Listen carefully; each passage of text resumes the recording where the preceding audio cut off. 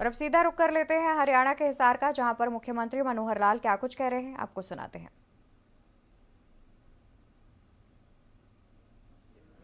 अभी 10 किलोमीटर दायरे के अंदर कोई ना कोई खेल का एक अवसर जरूर मिल जाए खिलाड़ियों को। तो ऐसी जब मैपिंग की गई है, 307 गांव ऐसे मिले हैं जहां 10 किलोमीटर के अंदर कोई खेल सुविधा नहीं है। अभी हमने खेल विभाग को निर्देश दिया है कि सबसे पहले इन 309 गांव या 307 गांव में अगर मांग नहीं भी आई है तो भी इन 307 गांव में कौन से खेल का कौन सा छोटा बड़ा कार्यक्रम शुरू किया जा सकता है, इसका प्रबंध हम इस अगले वर्ष करने वाले हैं। अर्थात मांग की बजाय जरूरत के हिसाब से इनका विकास हो, ऐसे हमारे करने की जो कार्य पद्धति है इसकी काफी सराहना भी हो रही है और बहुत लोग इसके लिए आगे भी बहुत प्रांत हमारी इन योजनाओं को और आगे परस्यू भी कर रहे हैं। इन सब काम को करते समय हमने अपने सामाजिक बदलाव में भी सिस्टम में बदलाव, सामाजिक विकास के नाते सिस्टम में बदलाव बहुत किए हैं। व्यवस्था परिवर्तन के काम अगर देखा जाए, किसी चीज का निर्माण करना आसान है, लेकिन किसी सिस्टम में बदलाव करके लोगों को गले उतारना यह बहुत मुश्किल है। हमने कितने ही बदलाव किए हैं, भर्तियों के सिस्टम में बदलाव किया, ट्रांसफर के सिस्टम में बदलाव किया, और हमने ट्रांसपेरेंसी लाने के लिए, करप्शन को समाप्त करने के लिए कितने ही पोर्टल्स, कितने ही हमने इस प्रकार के सिस्टम बनाए ताकि लोगों को सीधी व्यवस्थाएं उनके घर पर पहुंचे, उनकी जरूरतें पूरी हो पहुंचे। और सबसे बड़ा काम आपने देखा है, हमने जो पूरे समाज का डाटा इकट्ठा कर लिया, 71 लाख परिवार हमारे एक खाते में हमारे पास आ जाए, परिवार पहचान पत्र, एक यूनिक ऐसा काम किया है जो किसी प्रदेश ने, किसी देश ने आज तक नहीं किया है।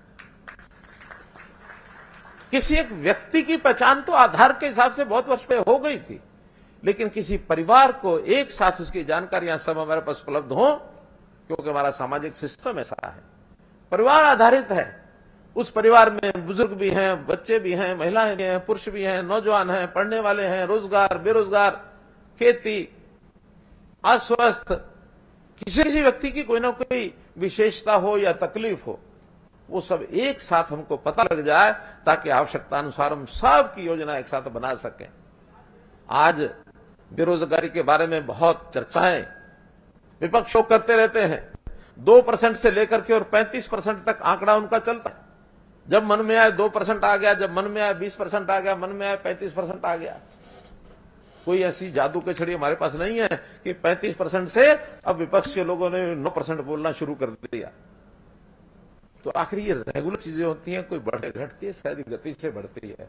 हमारा अनुमान अब एक एक व्यक्ति का एक सही अनुमान मैं कहता हूं, सेल्फ डिक्लेयर्ड, जिन लोगों ने कहा कि मैं बेरोजगार हूं, मुझे रोजगार चाहिए, वो लगभग 8.5% बैठता है। अब 8%, 9% का अंतर तो मैं समझ सकता हूं, लेकिन 8-9% की बजाय उसको 34% कह देना सिवाय राजनीतिक प्रोपेगेंडा करने के और कुछ नहीं है। और हम इन सब 8% लोग हैं, इनका एक एक का हिसाब हमारे पास है, किसको कहां आवश्यकता उसकी पूर्ति हो सकती है। सरकारी रोजगार के नाते फार्म भरने का काम वो करते हैं, हम पारदर्शी तरीके से नौकरियां देते हैं। प्राइवेट नौकरी के नाते हम अपने उद्योग को बढ़ावा देते हैं। हमारा उद्योग ईज ऑफ डूइंग बिजनेस के कारण से बहुत अच्छा बढ़ रहा है। उस नाते से हमने पिछले 9 साल में, 9.5 साल में 30 लाख लोगों को रोजगार देने के अवसर उपलब्ध कराए हैं।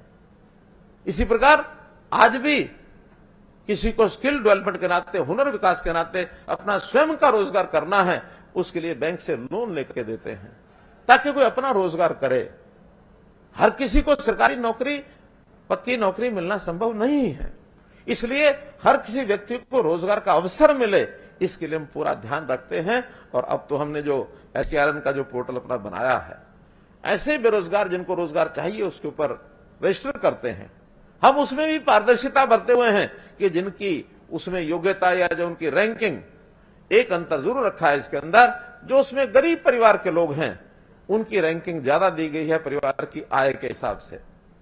दूसरा उसकी बारी आती है उसकी योग्यता। पहली योग्यता ये कि कोई टेम्पररी नौकरी है, कम से कम हर परिवार में, गरीब परिवार है, उसके घर का एक बालक कहीं भी एक 15-17 हजार रुपया महीना भी अगर लेने लग जाएगा तो घर का काम ठीक से चला पाएगा। 1,80,000 वर्ष की इनकम हमने किसी परिवार के लिए एक बेंचमार्क रखा है कि इस बेंचमार्क से ऊपर कितने लोगों को उठाया जा सकता है। तो ये सब सिस्टम हम व्यवस्था परिवर्तन के अपने इस टेक्नोलॉजी के माध्यम से ये कर रहे हैं और इसमें समाज से भी हमेशा मैंने कहा इसके अंदर जितना सहयोग समाज की ओर से होगा उतना ही हम और आगे बढ़ेंगे।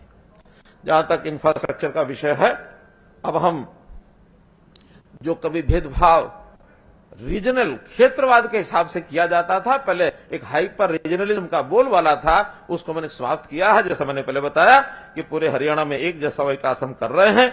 हमने इसके नाते से अगर एक आंकड़ा मैं देना चाहता हूं कि पिछले 10 वर्ष के अंदर हमने 33,000 किलोमीटर लंबी सड़कों का सुधार और लगभग 7,000 किलोमीटर सड़कों का नया निर्माण, ये 40,000 किलोमीटर का एक आंकड़ा ये हर जिले के हिसाब से हम देते हैं, चाहे वो 3 क्रम की हो, 4 क्रम की हो, 5 क्रम की हो, 6 क्रम की हो, चौड़े मार्ग हो, चाहे वो 4 मार्गीय मार्ग करने की बात है, नेशनल हाईवेज हैं, स्टेट हाईवेज हैं, सब मिला करके सड़कों का ये जाल हरियाणा में फैला है। और इसमें 20 नए राष्ट्रीय राजमार्ग ये घोषित हुए हैं, 8 इसमें पूरे हो गए हैं, 11-12 पर इसमें काम चल रहा है। आज कोई जिला ऐसा नहीं है जो हमारे राष्ट्रीय राजमार्ग से जुड़ा हुआ नहीं है। हर जिला केंद्र दूसरे जिला केंद्र के साथ राष्ट्रीय राजमार्ग से जुड़ गया। Haryana is the only state जहां हर जिला दूसरे जिले से राष्ट्रीय राजमार्ग से जुड़ा हुआ है। इस इंफ्रास्ट्रक्चर के कारण से हमारे यहां उद्योगपति अब बेस्ट, जिसको कहना चाहिए देयर प्रेफर्ड डेस्टिनेशन अगर कोई है तो Haryana is their best preferred destination. हमें कई लाभ हैं, राजधानी के निकट होने का भी लाभ हमको है और उस नाते से विदेश की कंपनियां एमएनसीज जो गुरुग्राम, फरीदाबाद, पलवल, झज्जर, रोहतक, पानीपत इस एरिया में वो पहले से चल रहे हैं और उसके अंदर एक बड़ा योगदान है एयरपोर्ट का। हम हिसार के लोग सौभाग्यशाली हैं कि हरियाणा का अगला एकमात्र एयरपोर्ट जो अपना बनने वाला है वो हिसार का एयरपोर्ट बनने वाला है। तो हिसार का एयरपोर्ट जैसे आगे बढ़ रहा है वैसे हिसार और इसके आसपास अब लोगों की नजरें ये आ गई हैं। हमारे पास बहुत बड़ी डिमांड आ गई है कि हिसार के आसपास आप हमको जमीन उपलब्ध कराइए और हम बड़े इंडस्ट्रियल कोई जो प्रोजेक्ट्स हैं वो लाने के लिए तैयार हैं।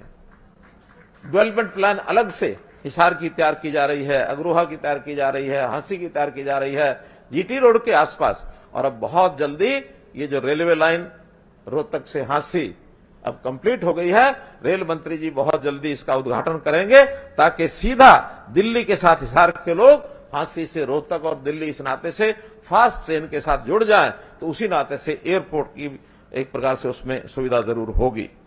तो आज के इस अवसर पर कुछ प्रोजेक्ट्स की अगर जानकारी आपको देनी हो तो मैं इतना ही दे सकता हूं कि ईस्टर्न डेडिकेटेड फ्रेट कॉरिडोर जो 72 किलोमीटर लंबा है, उसके कारण से हमारा जो उद्योग है वो उसमें आगे बढ़ रहा है।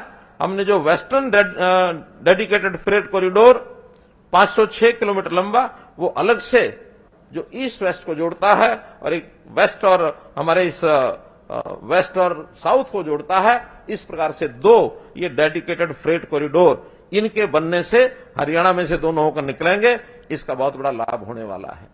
हमारी केएमपी रोड, इसका अपने आप में लाभ हुआ। अब केएमपी के साथ साथ हरियाणा रेल ऑर्बिटल कॉरिडोर, एक ये नया रेलवे का रिंग भी जो है दिल्ली के इर्द गिर्द जो पलवल से शुरू होगा कुंडली तक जाएगा, जिसके कारण से दिल्ली के बिना ही हमारे उस दक्षिणी हरियाणा के लोग अथवा पलवल साइड के लोग सीधा चंडीगढ़, अंबाला अथवा पंजाब और जम्मू कश्मीर की तरफ दिल्ली टच नहीं करनी पड़ेगी, उस ट्रेन के माध्यम से वो जा सकते हैं। 2 बड़ी जो प्रोजेक्ट्स हैं, आरआरटीएस जिसको कहते हैं, आरआरटीएस सराय काले खां से करनाल तक एक नई रेलवे एलिवेटेड रोड होगी, कहीं अंडरग्राउंड होगी, लेकिन उसका एक जो स्पीड वाली ट्रेन है, रैपिड ट्रांसपोर्ट सिस्टम, हर 8 किलोमीटर के बाद एक उसका स्टेशन होगा। मेट्रो से थोड़ा सा अलग प्रकार से और गति वाली ट्रेन ये होने वाली है।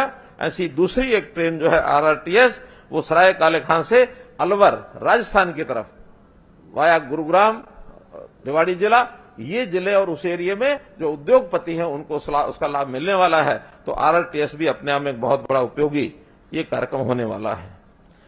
जैसे रेलवे लाइंस हैं, इनके ऊपर ऊपरगामी पुल और अंडर ब्रिज ये भी बड़ी संख्या में बने हैं।